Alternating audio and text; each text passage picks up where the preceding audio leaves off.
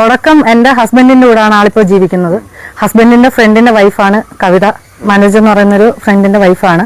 ഒരു അടിക്കേസിനെ കുറിച്ചാണ് നമ്മൾ ഇന്ന് സംസാരിക്കാൻ പോകുന്നത്. കഴിഞ്ഞ ശിവരാത്രിന്റെ അന്നാണ് സംഭവം നടക്കുന്നത്. പുത്തൂരുള്ള ഒരു ക്ഷേത്രത്തിൽ അന്ന് ചെറിയൊരു ഉത്സവം നടക്കുന്നുണ്ട്. ആ ഉത്സവത്തിന് പോയ രണ്ട് പെണ്ണുങ്ങൾ തമ്മിൽ റോഡിൽ കിടന്ന് തല്ലുണ്ടാക്കിയതാണ് സംഭവം. ഇവർ തെറി വിളിക്കുകയും തല്ലുകൂടുകയും ചെയ്യുന്ന സംഭവം സോഷ്യൽ മീഡിയയിൽ വൻ വൈറലായി. രണ്ട് പെണ്ണുങ്ങൾ തമ്മിൽ വെള്ളം അടിച്ച് അടിയുണ്ടാക്കുന്നു, അല്ലെങ്കിൽ മയക്കുമരുന്ന് ഉപയോഗിച്ച് അടിയുണ്ടാക്കുന്നു. ഇങ്ങനെയായിരുന്നു ആദ്യം ഈ വീഡിയോ കണ്ട പലരും വിചാരിച്ചിരുന്നത്. എന്നാൽ സംഗതി അങ്ങനെയല്ല. ആ അടിക്ക് പിന്നിൽ വലിയൊരു കഥയുണ്ടായിരുന്നു, ഒരു അവിഹിതത്തിന്റെ കഥ. എന്താല്ലേ സംഭവം എന്താണെന്നുള്ളത് ഞാൻ വിശദീകരിച്ച് പറഞ്ഞുതരാം. അതിനു മുമ്പ് പെണ്ണുങ്ങൾ തമ്മിൽ അടി കൂടുന്ന വീഡിയോ നമുക്കൊന്ന് കണ്ടുനോക്കാം.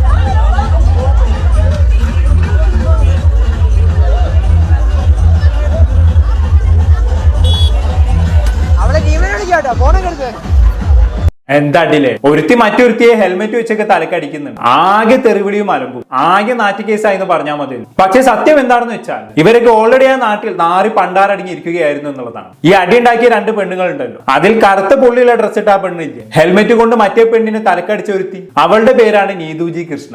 ഹെൽമെറ്റ് കൊണ്ട് തലക്കടി വാങ്ങിയ പച്ച ചുരിദാറിട്ട സ്ത്രീയുടെ പേരാണ് കവിത.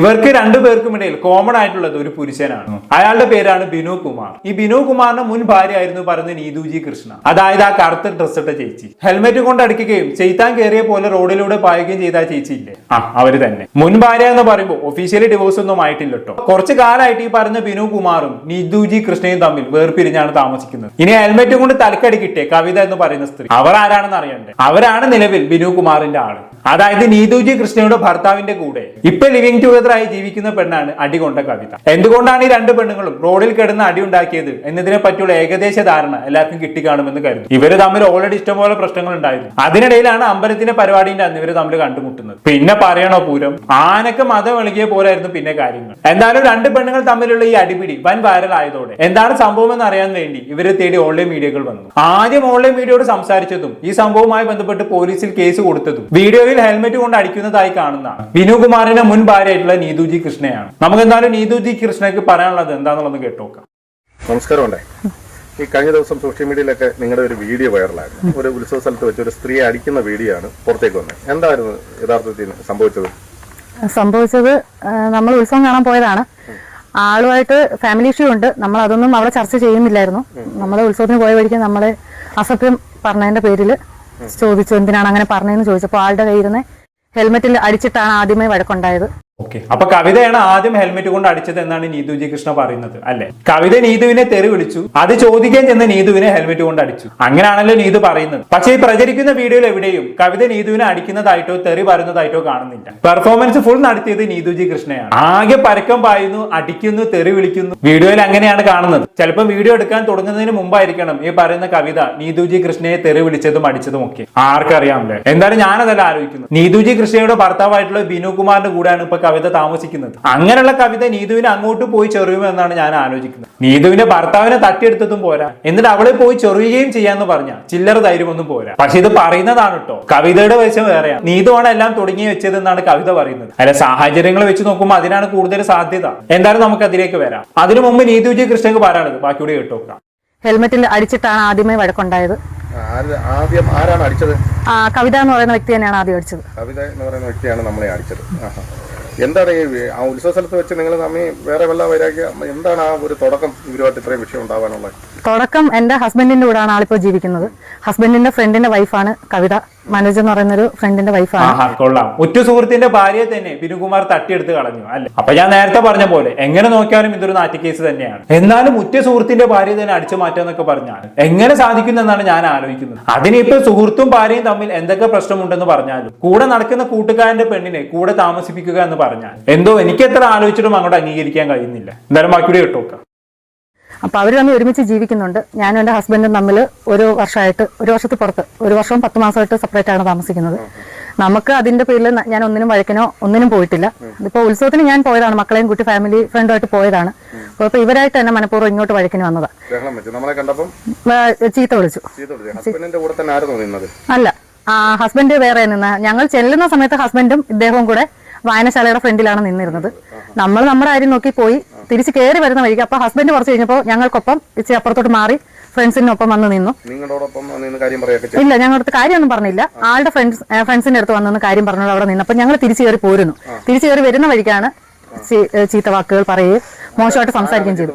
കവിത ചീത്ത വിളിച്ചത്. അപ്പോഴും ഞാൻ ചോദിച്ചു എന്തിനാണ് എന്നെ ചീത്ത വിളിച്ചത് എന്ന് ചോദിച്ച് അടുത്തോട്ട് ചെന്നപ്പോഴത്തേക്ക് കയ്യിരുന്ന ഹെൽമെറ്റ് എടുത്ത് എന്നെ വീശി അടിച്ചു. എന്നെ അടിച്ച വഴിക്ക് എന്റെ ചേച്ചിയുടെ മോള് വന്ന് എന്നെ പിടിച്ചു മാറ്റിയുണ്ടായി. ആ അടി ചെന്ന് കൊണ്ടത് ആ കുഞ്ഞിന്റെ ചുണ്ടിലാണ്. കുഞ്ഞിന്റെ ചുണ്ടിൽ ചെന്ന് അടിച്ചു. അപ്പൊ ഓഹോ, അങ്ങനെയാണെങ്കിൽ കവിത ചേച്ചിക്ക് ഇതിലൊരു പോക്സോ കേസ് വരുമല്ലോ. അറിഞ്ഞുകൊണ്ടായാലും അറിയാതെ ആയാലും ഒരു കുഞ്ഞിന് ചുണ്ടടിച്ച് പൊട്ടിക്കാന്നൊക്കെ പറഞ്ഞാൽ അത് കേസ് മാറും. എന്തായാലും അടി തുടങ്ങി വെച്ചത് കവിതയാണെന്ന് തന്നെയാണ് ഇത് വീണ്ടും പറഞ്ഞുകൊണ്ടിരിക്കുന്നത്. എന്തായാലും ഇത് പോലീസ് അന്വേഷിക്കട്ടെ, വേറെ സാക്ഷികളും ഉണ്ടാവുമല്ലോ. നമുക്ക് ആ വീഡിയോയിൽ കണ്ട അറിവ് മാത്രമല്ലേ ഉള്ളൂ. അതിലാണെങ്കിൽ നീതുവാണ് പ്രശ്നങ്ങളൊക്കെ ഉണ്ടാക്കുന്നതായിട്ട് കാണിക്കുന്നത്. എന്തായാലും ബാക്കി കേട്ടോക്കാം. വീണ്ടും അവൾ അതിന്റെ ഇത് പിടിച്ച് മാറ്റി കഴിഞ്ഞപ്പോൾ വീണ്ടും ഈ ഹെൽമെറ്റ് എടുത്ത് വീശി അടിക്കുകയുണ്ടായി. അടിച്ചപ്പോൾ ഞാൻ എന്റെ കൈ കൊണ്ട് തടഞ്ഞു. അതിനകത്ത് പറ്റിയ മുറിവാണ് ഇതൊക്കെ. ഇത് ഞാൻ സ്റ്റേഷനിലും കാണിച്ചു, പരാതി കൊണ്ട് കൊടുത്തപ്പോൾ സ്റ്റേഷനിൽ കാണിച്ചു. എന്റെ കൈ ഇവിടെ നീലിച്ചിറങ്ങിയത് ഹെൽമെറ്റ് വന്ന് അടിച്ചിട്ട്. ഞാൻ പിന്നെ അതിനുശേഷം ആള് വീണ്ടും ഈ ഹെൽമെറ്റ് വീശി എന്നെ 3ാമത് അടിക്കാൻ നിന്നപ്പോഴാണ് ഞാൻ ഹെൽമെറ്റ് പിടിച്ചു വാങ്ങിച്ചത്. തിരിച്ച് അപ്പോഴത്തെ അവിടെ പിടിവലിയായ ആൾക്കാർ അപ്പോഴത്തേക്ക് കൂടി അടിക്കാൻ ആരും സമ്മതിച്ചില്ല. ഞാൻ ഈ അടിച്ചു എന്ന് പറയുന്നതിനകത്ത് അടി കൊണ്ടതുമില്ല. അവളും കൈ വെച്ചിട്ടുണ്ട് തലയിൽ, അടുത്ത് നിന്ന ആളും കൈ വെച്ചിട്ടുണ്ട് തലയിൽ. നല്ല രീതിയിൽ അടി പറ്റിയില്ല. ഇത് വലിയ നഷ്ടമായി പോയില്ലേ ചേച്ചി? എന്തായാലും നാറി. എന്നാ പിന്നെ അടിക്കുന്ന സമയത്ത് നല്ലോണം നോക്കി 2 കൊടുത്തൂടായിരുന്നു. അല്ലാതെ ഇപ്പൊ എന്താ ഞാൻ പറയാ? നിങ്ങളൊന്ന് ആലോചിച്ച് നോക്കി. മറ്റാൾക്ക് ശരിക്കും തലക്കടിക്കാൻ പറ്റാത്തതിന്റെ സങ്കടം. കൈ കൊണ്ട് തടഞ്ഞു പോലും. തലക്കൊക്കെ അടിക്കാന്ന് പറഞ്ഞ ഡേഞ്ചർ ആണ് മോളെ. ആവശ്യത്തിന് പുറത്ത് ഓരോന്ന് ചെയ്തിട്ട് അവസാനം കൊലപാതക കുറ്റത്തിനകത്ത് എടുക്കേണ്ടി വരും. പറഞ്ഞില്ലെന്ന് വേണ്ട, ബാക്കി കേട്ടോക്കാം. അതാണ് ഇവിടെ സംഭവിച്ചുകൊണ്ടിരിക്കുന്നത്. സോഷ്യൽ മീഡിയയിലല്ല നമ്മൾ അടിക്കുന്നതാണ് പുറത്ത് വന്നിരിക്കുന്നത്. അതിന്റെ ദൃശ്യങ്ങളൊക്കെ വേറെ ആരെങ്കിലും കയ്യിലുണ്ടോ? നിങ്ങളെ അടിക്കുന്നതിന്റെ? ഹസ്ബൻഡിന്റെ കയ്യിലുണ്ട്. പിന്നെ ഹസ്ബൻഡ് വഴി ഇവിടെ ഉള്ള ഫ്രണ്ട്സ് ഇത്രയും ഹസ്ബൻഡിന് ഇട്ട് കൊടുത്തു. അത് സ്റ്റേഷനിൽ ഞാൻ പരാതിയും കൊണ്ട് വന്നപ്പോ അവിടെ ആള് കാണിക്കുകയും ചെയ്തു. നിങ്ങളെ അടിക്കുന്നതിന്റെ ദൃശ്യങ്ങൾ അങ്ങനെ നിങ്ങളെ കയ്യിൽ കിട്ടിയിട്ടുണ്ടോ? മനസ്സിലായി. നിങ്ങളെ അടിക്കുന്ന ദൃശ്യങ്ങൾ ഇല്ല, ഒന്നും കിട്ടിയിട്ടില്ല. എല്ലായിടത്തും എത്തിയത്, സോഷ്യൽ മീഡിയയിൽ എത്തിയത്. ഇന്നലെ ആയപ്പോഴത്തേക്ക് നല്ല രീതിയിൽ സോഷ്യൽ മീഡിയയിലായി. കുറെ പേര് വിളിച്ചു ചോദിച്ചു ഇതെന്താ സംഭവം. പിന്നെ നമ്മുടെ ഫാമിലി ഇഷ്യൂ അറിയാവുന്നവർക്ക് അത് പൊതുവെ അറിയാം. അവരുടെ അടുത്ത് വിളിച്ചു ചോദിക്കുന്നവർക്കെല്ലാം അവരുമായിട്ട് മറുപടി പറയുന്നുണ്ട്. ഇപ്പൊ ഒത്തിരി പേര് വിളിച്ചു.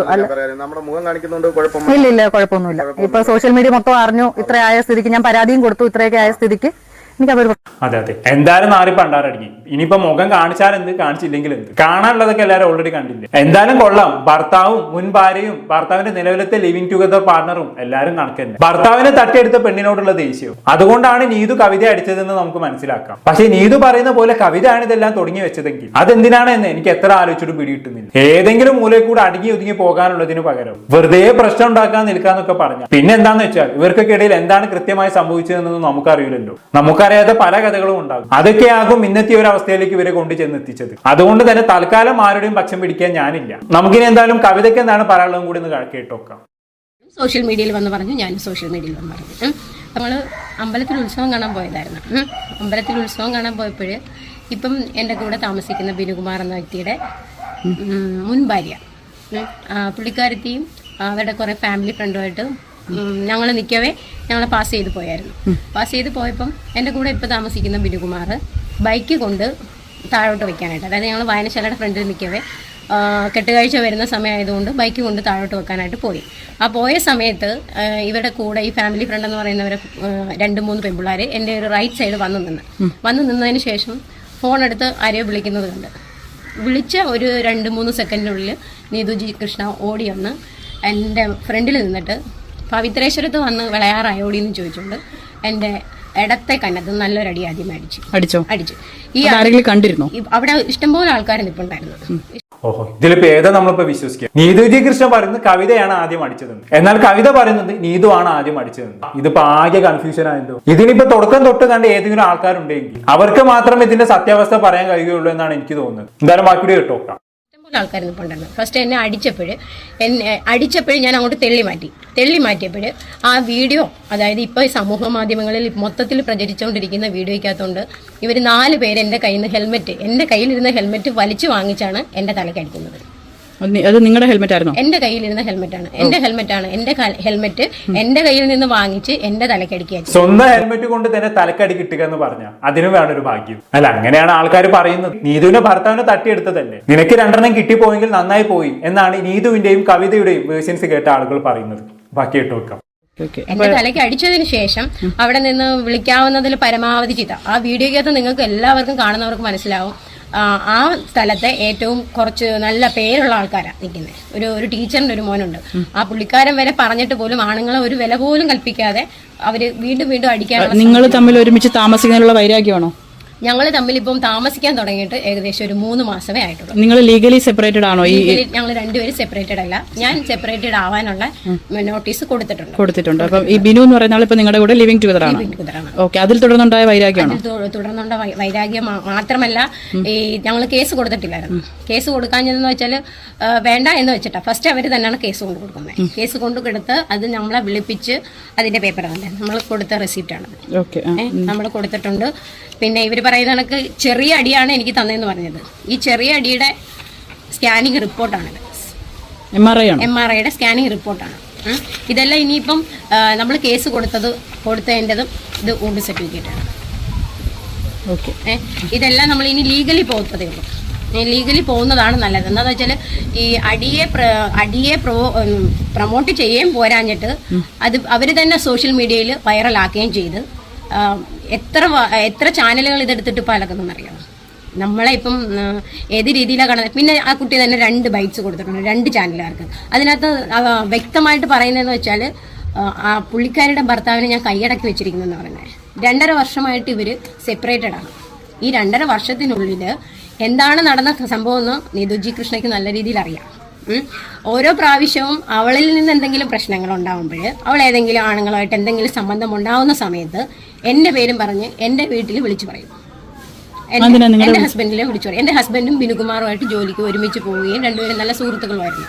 അപ്പോൾ ഓരോ പ്രാവശ്യവും ഓരോ ആൾക്കാരെ ഇവിടെ ഈ ഒരു 2 വർഷത്തിന് മുന്നേ കുണ്ട്ര തന്നെ ഉള്ളൊരു പയ്യനാണ്. അതെല്ലാവർക്കും അറിയാം. അവരെ വീട്ടിലെ കുടുംബക്കാർക്കും എല്ലാവർക്കും അറിയാവുന്ന അവളെ വീട്ടിൽ നിന്ന് തന്നെ പിടിച്ച് അതിന്റെ തെളിവുകൾ സഹിതം നമ്മുടെ കയ്യിലുണ്ട്. അത് കോടതിയിൽ നമ്മൾ ഹാജരാക്കും. അങ്ങനെ വരട്ടെ. അപ്പൊ നമ്മുടെ നീതുജി കൃഷ്ണയുടെ ചരിത്രവും ഓരോന്നായി പുറത്തു വരാൻ തുടങ്ങി. രണ്ടാളും കൂടി അങ്ങോട്ടും ഇങ്ങോട്ടും ചെളി വാരി അറിഞ്ഞ് സ്വയം നാറുക എന്നല്ലാതെ എന്താ ഇതിനൊക്കെ പറയാം. പിന്നെ എന്താണെന്ന് വെച്ചാണെങ്കിൽ ഇവരുടെ നാട്ടുകാർക്കൊക്കെ ഇവരുടെ ഫുൾ സ്റ്റോറി ഓൾറെഡി അറിയുന്നുണ്ടാകും. നാട്ടിലൊക്കെ ഓൾറെഡി നാറി നിൽക്കുകയായിരിക്കും ഇവര്. ഇതിപ്പോ കുറച്ചുകൂടി പബ്ലിസിറ്റി കിട്ടിയെന്ന് മാത്രം. 4 പേരും കൂടി അധികം അറിഞ്ഞു. ഇനിയിപ്പോ ഈ ഓൺലൈൻ മീഡിയക്ക് ബൈറ്റ് കൊടുക്കുന്നതിനേക്കാളും നല്ലൊരു ഐഡിയ ഞാൻ പറഞ്ഞുതരാം. രണ്ടാളും കൂടി ഓരോരോ യൂട്യൂബ് ചാനൽ അങ്ങോട്ട് തുടങ്ങിക്കോളി. എന്നിട്ട് 2 പേരുടെയും ചരിത്രവും കഥകളും ഓരോ എപ്പിസോഡായി വന്നിരുന്ന് പറഞ്ഞാൽ മതി. അതാകുമ്പോ വെറുതെ നാറുന്ന കൂട്ടത്തിൽ നല്ല വരുമാനവും ആവുമല്ലോ. അല്ലാതെ ഇപ്പൊ എന്താ പറയാ, ബാക്കിയോടെ പറഞ്ഞാട്ടെന്തായാലും. ഇത്രയും നമ്മളിങ്ങനെ അപമാനിച്ചതിൽ എനിക്ക് വേറെ ഒരാളടുത്തും പറയാൻ പറ്റത്തില്ല. അപ്പം എൻ്റെ ഹസ്ബൻഡ് എന്ന് പറയുകയാണെന്നുണ്ടെങ്കിൽ 3 മാസം കൊണ്ട് ഞങ്ങൾ ഇവിടെ താമസിക്കുന്നു. ഒരു പ്രാവശ്യം പോലും അവൾ ഇവിടെ വന്ന് ചോദിക്കാൻ വന്നിട്ടില്ല. കുടുംബക്കാർ വന്നിട്ടില്ല, ആരും വന്നിട്ടില്ല. അപ്പൊ ഇതിന്റെ പിന്നിൽ ഉദ്ദേശം എന്തായിരുന്നു? ഉദ്ദേശം എന്ന് വെച്ചാൽ അവൾക്കൊന്നും ആളാവണം. അവളുടെ കൂടെ താമസിക്കുന്ന, അവൻ്റെ കൂടെ വന്ന് താമസിക്കുന്ന എന്നാൽ നിനക്ക് 2 കുട്ടിക്കും എന്നുള്ളൊരു വൈരാഗ്യമാണ്. എല്ലാ ഈ കാണുന്ന മാധ്യമങ്ങളിൽ വന്നതിനകത്തെല്ലാം ഒരടിയോ അല്ലെങ്കിൽ ഞാനൊന്ന് പ്രതിരോധിക്കുകയോ ചെയ്തിട്ടുണ്ടെങ്കിൽ വേണ്ടിയില്ല. ഈ കൊടുത്ത 2 ചാനലുകാർക്കും കൊടുത്തിരിക്കുന്ന ബൈറ്റ്സിനകത്ത് പറഞ്ഞിരിക്കുന്നത് ഞാൻ അടിച്ചു എന്നാണ്. ഞാൻ അടിച്ച ഏതെങ്കിലും ഒരു വീഡിയോക്കകത്തുണ്ടോ? എന്നെ അടിക്കുന്നതാണ് കാണുന്നത്. ഒരു വീഡിയോക്കകത്തും ഞാൻ അടിക്കുന്നതായിട്ടില്ല. പിന്നെ ലീഗലി അവൾ നീതുജി കൃഷ്ണയെടുത്ത് ഒത്തിരി പ്രാവശ്യം ഇവരാ ബിനുകുമാറിൻ്റെ അപ്പൻ ജീവനോടിരുന്ന സമയത്തും അവനൊരു ആക്സിഡന്റ് ഉണ്ടായ സമയത്തും ഒക്കെ ഈ ഡിവോഴ്സിന്റെ പേപ്പർ ചോദിച്ചതാണ്. ഡിവോഴ്സ് ആക്കാമെന്ന് പറഞ്ഞപ്പം പറ്റത്തില്ല എന്നുള്ളതാണ് ഈ ലീഗലി വേണ്ട എന്ന് പറഞ്ഞുകൊണ്ട് നിൽക്കുന്നത്. എന്നിട്ടും ഇപ്പൊ പറയുന്നത് നിങ്ങൾ ലീഗലി താമസിക്കുന്നതിന് എന്തെങ്കിലും പ്രൂഫോ അല്ലെങ്കിൽ ഞങ്ങൾ കുണ്ട്ര പോലീസ് സ്റ്റേഷനിൽ എഴുതി ഒപ്പിട്ടിട്ടാണ് താമസിക്കുന്നത്. ലിവിംഗ് ടുഗദർ ആയിട്ട് താമസിക്കുന്നത്, ഒപ്പിട്ടിട്ട് തന്നെ താമസിക്കുന്നത്. പിന്നെ എന്താ പറയുന്നത്, എൻ്റെ ഡിവോഴ്സിന്റെ എൻ്റെ ഫാമിലി പ്രശ്നങ്ങൾ നിറയെ ഉണ്ട്.